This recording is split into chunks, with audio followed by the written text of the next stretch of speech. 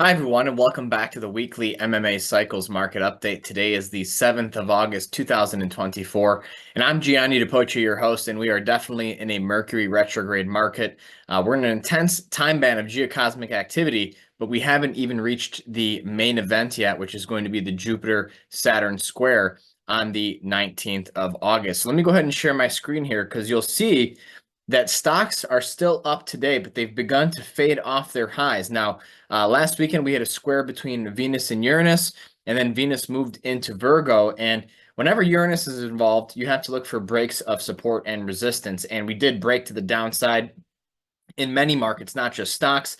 And then Mercury went retrograde on Monday. So we are in the thick of the trickster's antics right now. And we've seen some pretty volatile price action. We gapped down on Monday and have been pretty much straight up ever since. But the weight of the evidence does suggest that this could just be a corrective rally, as our downside price objectives in terms of long-term cycle lows have yet to be satisfied. If we take a look at the NASDAQ 100, it was doing much better today, but here too, you're seeing a fade off the highs, and that break below support when Venus squared Uranus is a warning sign. Uranus not only rules breaks of support and resistance, but also tech. So we've seen a big unwind in the tech trade. And looking ahead into next week, we do have Mars set to conjoin Jupiter on the 14th. So it could even be more dramatic in terms of volatility. Jupiter and Mars and Gemini. It's ruled by Mercury retrograde right now, so it could end up being a very turbulent period in markets across the world. Let's take a look at bonds, starting with TLT, the long-term Treasury ETF.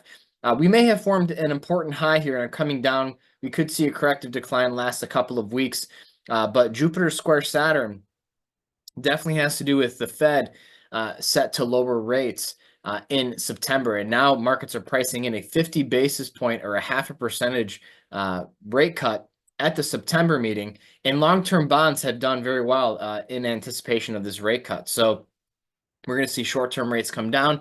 Mortgage rates have been coming down quite a bit. They're at their lowest level of 2024 now. So, a contrarian position might be to be bullish real estate over the next year or so, especially considering that the third and final Jupiter-Saturn square will take place with Jupiter in Cancer, which rules real estate, and Saturn in Aries. And obviously Saturn rules real estate as well. So I think a very interesting time for the housing market as well. The big news has been the Japanese yen and the unwind of the carry trade. This is something that we have discussed at length over the last year, starting with forecast 2024, when we looked for a long-term cycle to unfold in the dollar yen. And lo and behold, it did unfold and has shaken markets across the world. And we're seeing a bit of a relief rally here, the dollar appreciating against the yen. This could actually be the real flight to safety trade taking place. One of the most peculiar aspects of this pullback in stocks has been that the dollar sold off during the pullback. Usually when, you're in a defensive, risky environment, the dollar does well, but we have not seen that play out this time. So something to keep an eye on, no doubt. Let's take a look at USO, the crude oil fund. Nice rally here as bonds sell off, and going into Mars conjunct Jupiter. I definitely keep an eye on this market because if this is a higher low with respect to the trend, the rally could definitely may accelerate to the upside. Let's take a look at cryptocurrencies. Bitcoin and Ethereum are fading here. We are in the time band for an intermediate term cycle low. We do have some bullish divergence in price in the RSI indicator. We've talked about our studies with Venus and the signs of Taurus and Libra. Venus is in Virgo right now. The next sign is Libra. So we might need to wait a few more weeks for this market to stabilize until Venus moves into Libra. That may be more pertinent for Ethereum, but something to keep an eye on.